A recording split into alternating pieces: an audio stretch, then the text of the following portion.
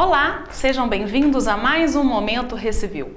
Hoje vamos tratar sobre uma questão delicada, mas muito importante para os noivos que pretendem subir ao altar.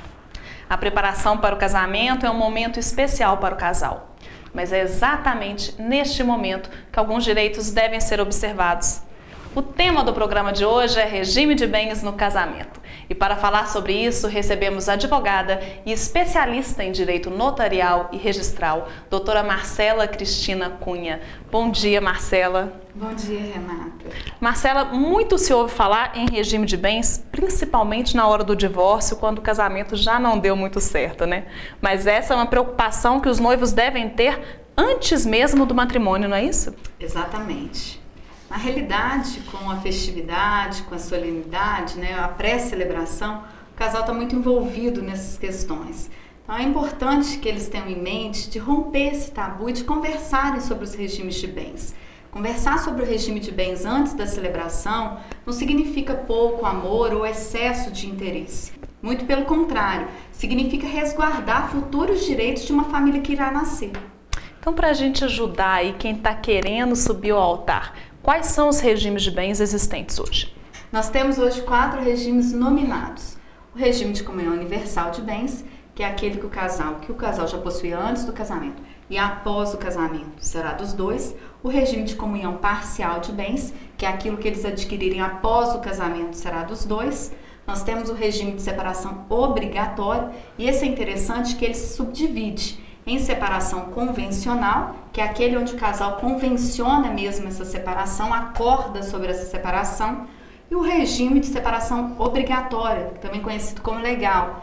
Casos de pessoas com maior de 70 anos, os casos de pessoas que têm um suprimento judicial.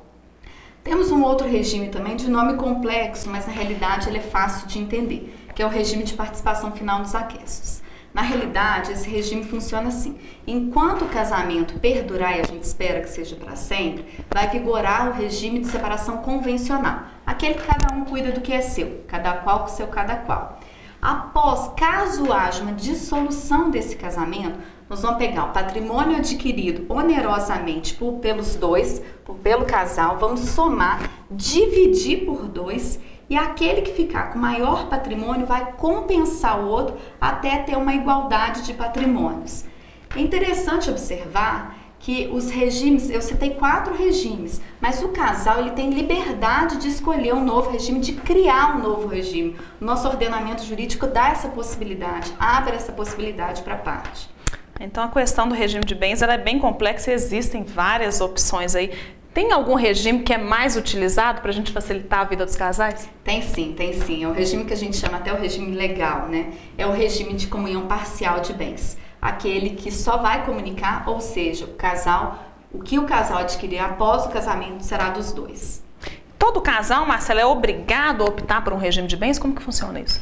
Na realidade, quando o casal não convenciona qual regime a ser adotado, se adota o regime que eu acabei de falar, o regime de comunhão parcial de bens. A lei não dá essa possibilidade de não ter nenhum casamento, de existir algum casamento sem regime de bens. Obrigatoriamente, um incidirá naquele casamento.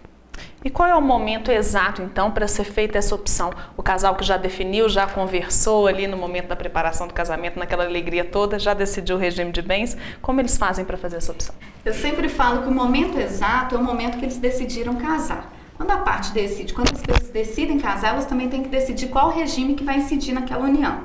Então, caso eles tenham definido que o regime será diferente do de comunhão parcial de bens, se eles já souberem como vigora esse regime, é necessário que eles procurem um tabelionato de notas, lavrem uma escritura de pacto antinupcial. Se o regime for de convenção comunhão parcial de bens, não há necessidade do pacto, basta se dirigir ao cartório. Muito obrigada, doutora Marcela, pela sua participação mais uma vez aqui no nosso programa. Eu que agradeço. E hoje vocês tiveram aí dicas importantes para quem quer subir ao altar. O regime de bens não é apenas um direito, mas é uma garantia para o futuro. E lembre-se, depois do casamento, ele só pode ser alterado com decisão judicial. E para saber mais sobre esse ou outros assuntos, acesse o site www.recivil.com.br ou mande e-mail para sindicato@recivil.com.br. Até a próxima semana.